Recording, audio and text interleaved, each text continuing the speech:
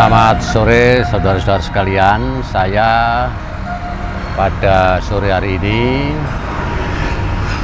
merupakan suatu momentum yang sangat bagus karena ini masih dalam ranah hari ulang tahun Kabupaten Nganjuk ya, yang ke-1086. Ini saya berkenan juga sebagai beliau ini yang mengundang saya untuk nanti kita bisa bersinergi untuk bincang-bincang tentang sejarah yang tidak lain adalah Bapak Ahmad Suprayitno, adalah Ketua Paguyuban Sasana Setia Dharma Nusantara dalam bidang seni dan tradisi, kan begitu ya Pak ya? Ya, betul. Ya, beliau ini adalah seorang pemangku budaya yang dalam saat ini banyak sekali dia malang melintang ke situs-situs purbakala untuk menjejaki napak tilas leluhur. Dan kebetulan ini momen yang sangat bagus, di mana Kabupaten Nganjuk saat ini berulang tahun untuk bisa dikatakan untuk melestarikan kebudayaan yang berorientasi kepada penelusuran sejarah. Dan seperti apa? Kita langsung ke dalam ya Pak Yed ya? Oh ya, boleh. Ya, mari. Kita ke jalan. Ya.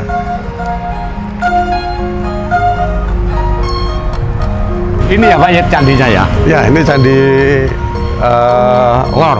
Kalau Candi Lor ya Pak Yed? Candi Lor. Candi Lor, dan di situ juga ada pohon. Pohon, kalau saya lihat ini sebetulnya pohon kepuh.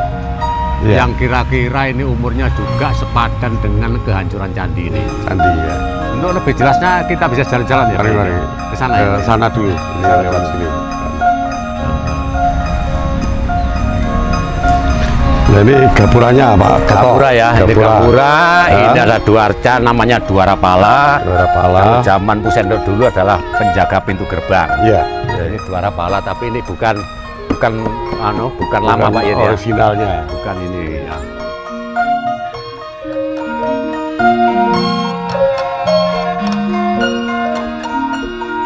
Memang dulunya itu sangat megah. Oleh karena candi ini sudah tertumbuhi Pak Yed ya. Iya. Oleh sebuah pohon kepuh. Nah, ini ternyata pohon ini juga mempunyai filosofi tersendiri. Iya. Ya. Jadi bukan ditanam Pak Toto ini ya? Bukan ditanam. Ini memang suatu tengara atau sandi untuk mereka-mereka yang masih percaya dengan leluhurnya. Jadi pohon kepuh ini mengingatkan kita kepada siapakah sebenarnya leluhur di sini yang paling sepuh, kan gitu Pak Yed. Mungkin ada filosofi tentang kepuh itu. Jadi kalau Pak Yed bertanya seperti itu, kepuh ya. Iya. Kepuh itu kan kekepen sing sepuh. Oh begitu ya. Ya. Jadi kalau orang Nganjuk sendiri ya, kalau sudah ada prasasti di samping Jaya Stamba, ada prasasti pohon kepuh ini digandung maksud kekepen sing sepuh. Iya. Kekepen sing sepuh itu dimaksud rangkulan. Iya. Rangkulan sing paling sepuh, danyang sing paling sepuh itu apa? Ternyata ya Mpu Sendok. Mpu Sendok, iya. Nah, untuk seterusnya kita duduk aja Pak Yed ya. Iya. Boleh. Sini aja kita ngobrol-ngobrol.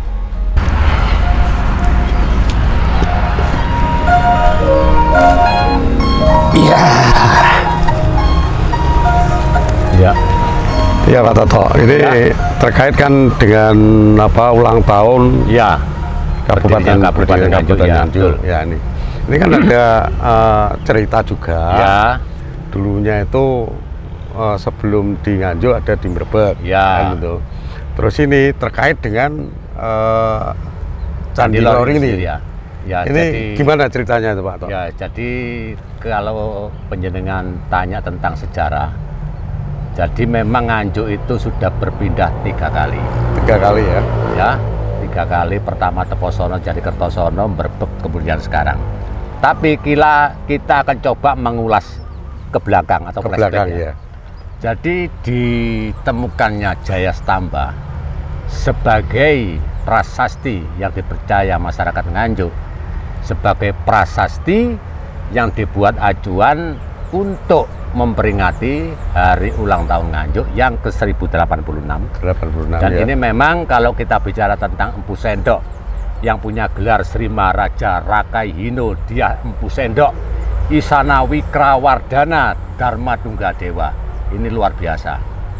Ya, terus seorang Empu Sendok sendiri itu keturunan dari mana? Ya, Empu Sendok sendiri itu aslinya, Pak, bukan keturunan dari bangsawan, akan tetapi beliau ini adalah seorang perdana menteri yang pada waktu itu dipercaya oleh Dyah Wawa untuk memerintah. Perdana menteri itu kan meliputi pemerintahan negara, raja itu kan hanya simbolis. Lah pasca meletusnya Gunung Merapi pada waktu itu, masih bercerita Medang dulu ya sebelum di sini. Pasca meletusnya Gunung Merapi di abad ke-8 ke-9 yang begitu hebatnya, yang meluluh lantakkan Medang Kamulan dan Candi Borobudur serta Candi Prambanan yang sudah tertutup vulkanik sampai 12 meter.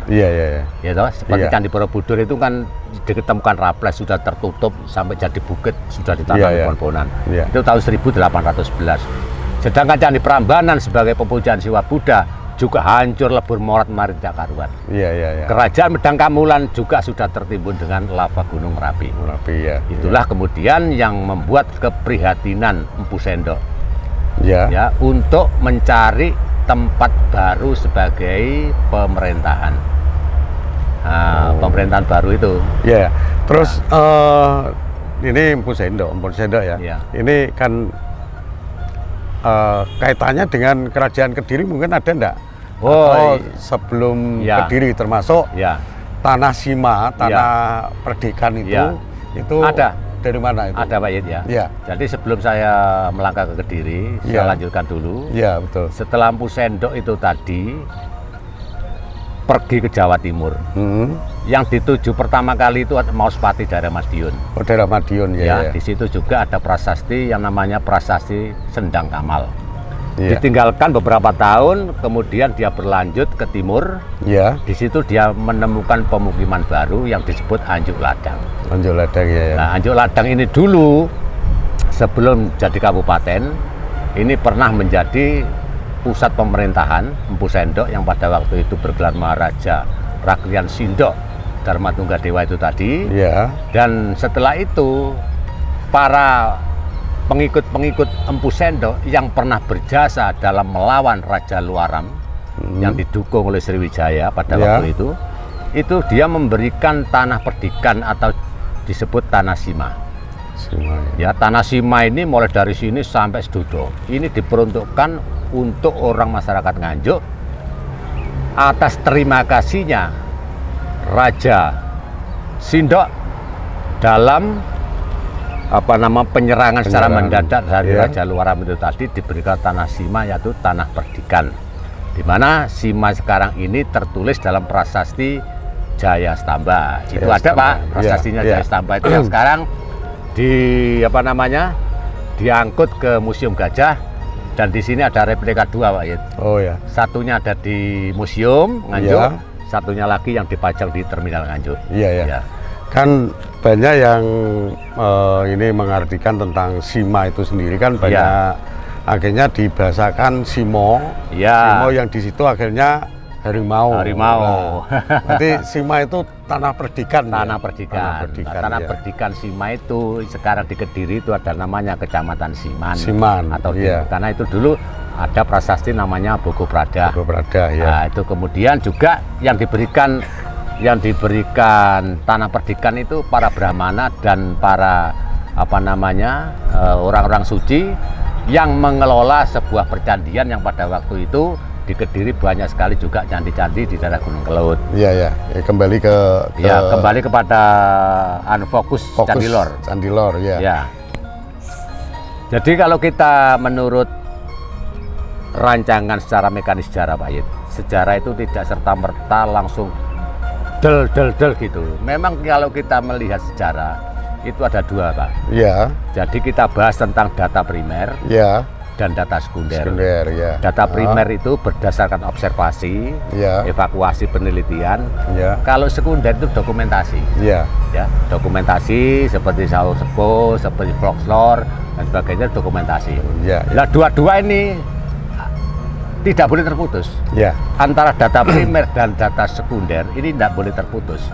Ini kemudian membuat suatu sinergi agar supaya sejarah itu ada pelurusan. Iya. Candi Lor ini diketemukan oleh Raffles. Iya. Kemudian diperkembangluaskan pembacaan deskripsi manuskripnya itu oleh Brandes. Iya. Ya, itu kalau tidak salah tahunnya saya lupa 1914 atau tahun berapa itu.